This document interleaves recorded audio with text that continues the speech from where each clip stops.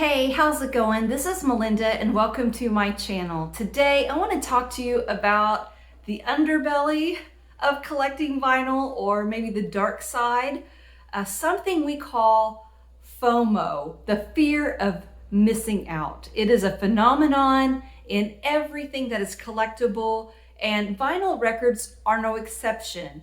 Maybe you do not suffer from this, whatever you would call it, but I do. I have had several instances where the fear of missing out has become a motivation for buying a record, sometimes for the better and sometimes for the worse. And I'm going to share my stories with you, hoping that you'll share your stories back with me. I can't be the only one who succumbs to the pressure of FOMO. So let's talk about this. If you're not a subscriber to my channel, please subscribe, hit the like button and the notification bell. Everything you do helps my channel to grow, and I thank you so much. So, also, here at the end of this video, I'm going to be doing my Vinyl Vac giveaway. I had 156 entries into that contest. I'm so appreciative, and I will be giving away a wonderful Vinyl Vac to a very lucky winner.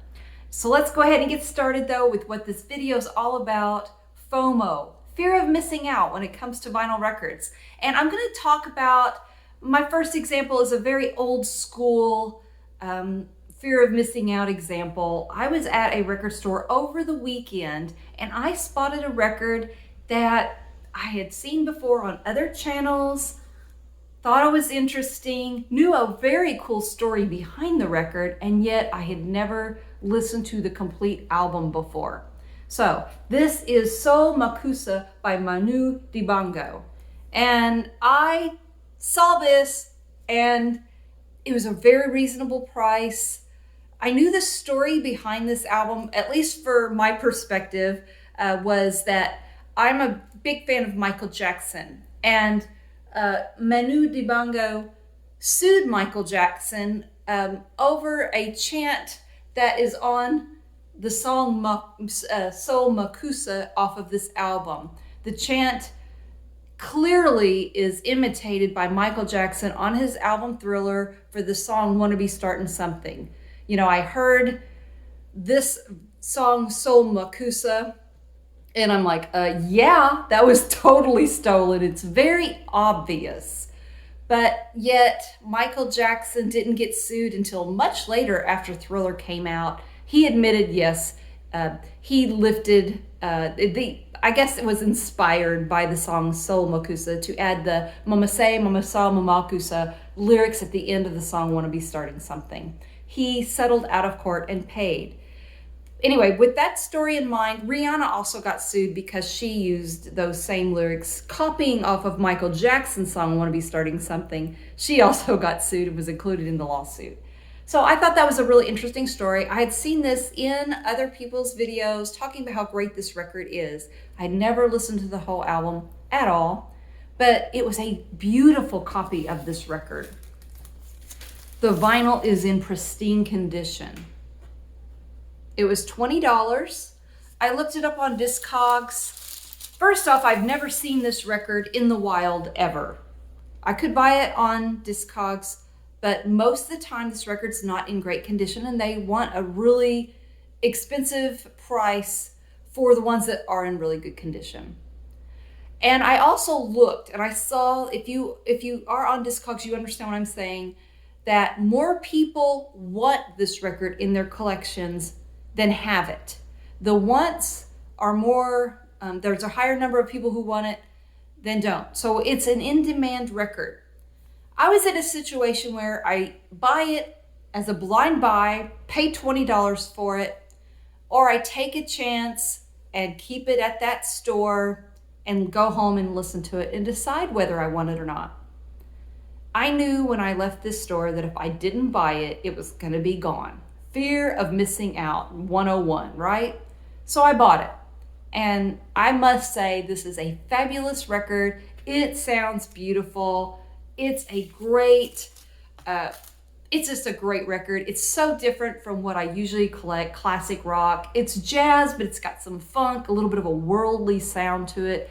I really love it. So in that case, that is a fear of missing out motivation that really worked out for me in the end. So that's one example. Here is another example of where the fear of missing out encouraged me to buy something and it worked out for me. I'm talking about Marvin Gaye's One Step, What's Going On. This was a one step that came out by Mobile Fidelity, and it was sold out online. And I happened to go to a store in Nashville on my birthday a couple of years ago, and I saw this, and I knew that it was already sold out online everywhere. So it was one of those deals where it was my final chance to pay retail for it. But I'll be honest with you, I knew the hits that were on this album, but I didn't know the entire album. It was not one I had really listened to. But because I knew that if I passed on it, that would be the last time I would pay retail. I would be paying an exorbitant amount of money. After that, I went ahead and bought it. And it did work out for me because I really do love this album. But that fear of missing out factor, it also plays along with this secondary market. Because if you miss out on it the first time and you don't pay retail, that secondary market is brutal.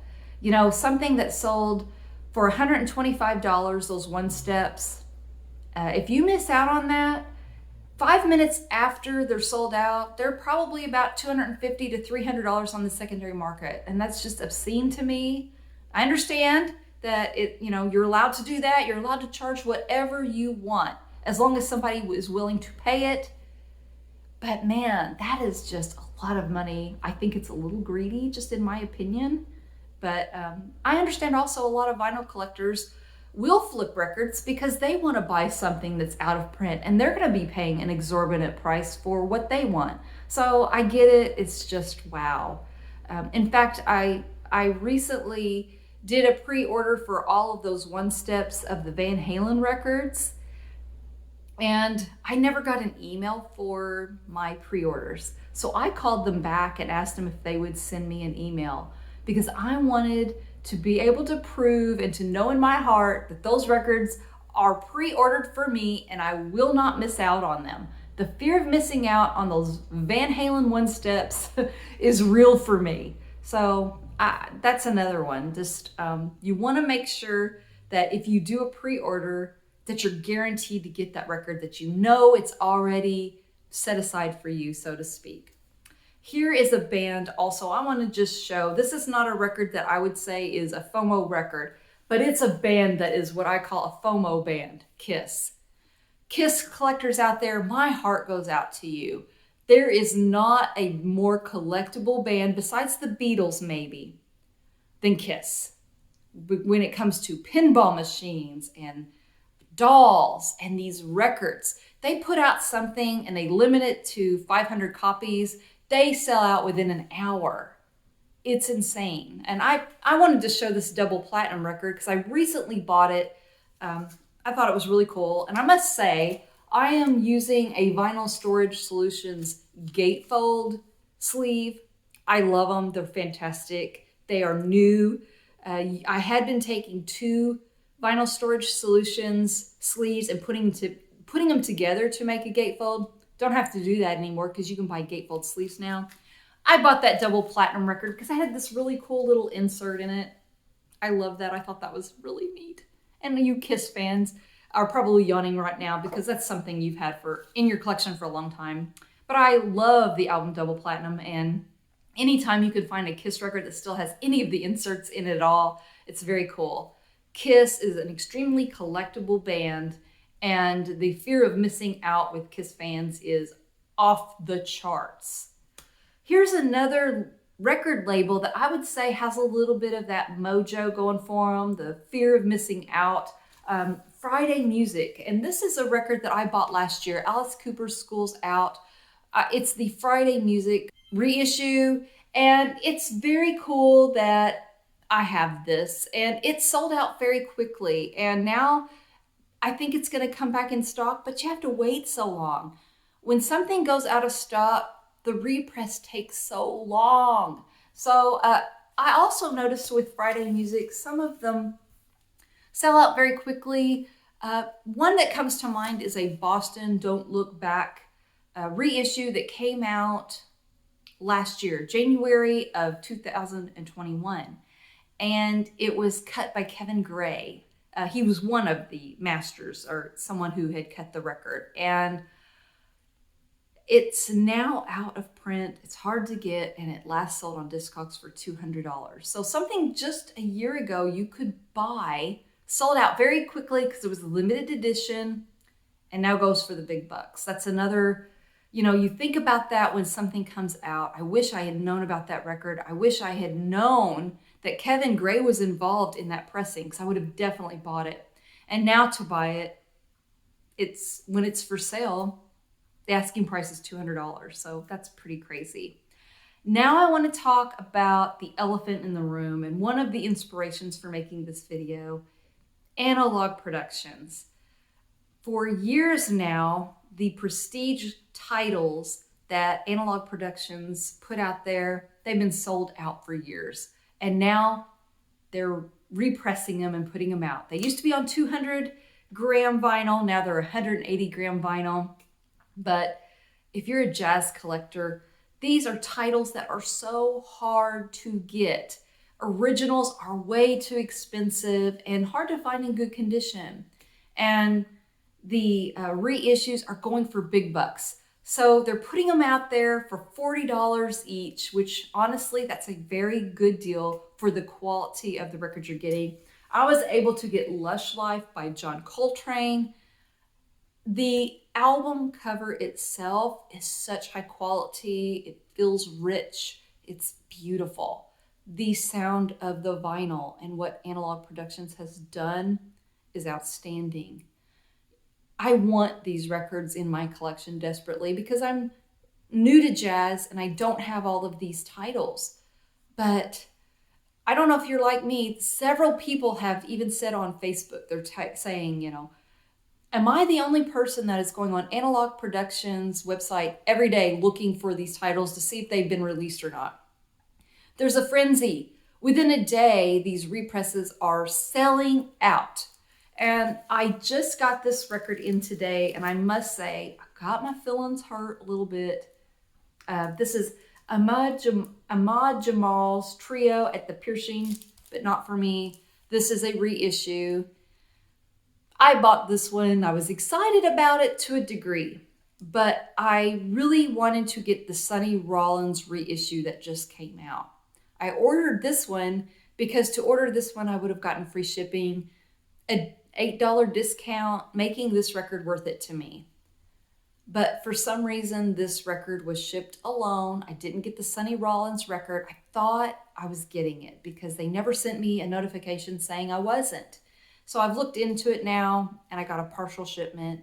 And I think the Sonny Rollins record sold out. I think they oversold what they had, and I have missed out on the Sonny Rollins record. So I'm really bummed.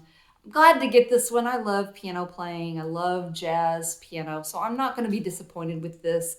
But man, I really wanted that Sonny Rollins record. I also missed out on Bag's Groove by Miles Davis. I was at work all day. I didn't even know it came out until it was sold out. So Analog Productions, that's just one of those wonderful, I love Analog Productions, and they have been incredible. I have such wonderful goodwill towards that company that I think Chad Kasem would have to come and personally slap me on my face before I would say anything bad about them. I've been so pleased with them. I'm disappointed I didn't get the Sonny Rollins record, and yet I get it. There's a frenzy. Things are crazy. The fear of missing out. That tells me I'm not the only one. Other people are feeling the motivation to go out and buy these records while we can. Here's a record that I bought, though, that I'm so disappointed in. It was a blind buy. I bought it because I knew it was going to sell out quickly, and I wanted it in my collection. It's by a wonderful label, Speaker's Corner, by someone I dearly love, Yusef Luteef. And I bought this record and oh, it was a blind buy. I don't like it. I don't like it at all. The last song on side one for me is unlistenable. I had to shut it off. I just like, I can't stand this song. And this is just me, my opinion. And I know a lot of people really love this album, and that's great. I get it. It's fine. But for me personally, this sounds more like 50s music than it does jazz. And I don't like it. When I hear this music, I picture Richie Cunningham from the Happy Days playing the saxophone on one of those episodes of that show. I don't like it. And I bought it as a blind buy because it was Yusef Luteef on an amazing label. Nothing against the label. They didn't make the music. I just personally don't like the music. So that's one of those deals where the FOMO, the fear of missing out didn't pay off for me. So maybe I'm the only person here. I don't think so. Based on sales of Analog Productions and the Acoustic Sound series, the classic Blue Note series, people are snatching these records up because we don't want to miss out on the music. So I appreciate you listening to that. And so now we're going to go ahead and move on to the Vinyl Vac giveaway. First off, Vinyl Vac has improved their wand, and I just want to mention this. This is the original wand I've always used. I've had great results with. They've made it a little taller. It is easier to handle. The suctioning has improved, although I never had any problems with the original. I thought it was fantastic. Also, it is now a little bit safer. They've added some features to better protect your records, although I've never damaged a record by using the Vinyl Vac. If anything, I have only improved sound quality. Before I started using the Vinyl Vac, I was using just a soap and, a soap that was safe for vinyl and a microfiber cloth and just cleaning my records that way. I can't tell you what a difference it makes when you are using a liquid cleaning product and then suctioning out the water and getting all of that dirt out of the grooves. That's what the Vinyl Vac does. And for the money, it is the best value out there, in my opinion. So I'm really appreciative of the Vinyl Vac. It's made a world of difference in the sound quality and enjoyment of listening to records. And that's why I talk about the Vinyl Vac, because if you don't want to spend hundreds of dollars on a cleaning machine, this is the way to go. So check out the Vinyl Vac. I will leave the details in the link below. You can see the improved Vinyl Vac, and there you go.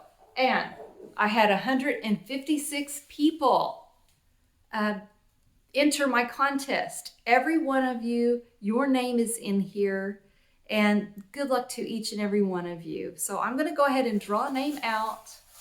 Look at all these entries, I mean, everybody's just been entered one time.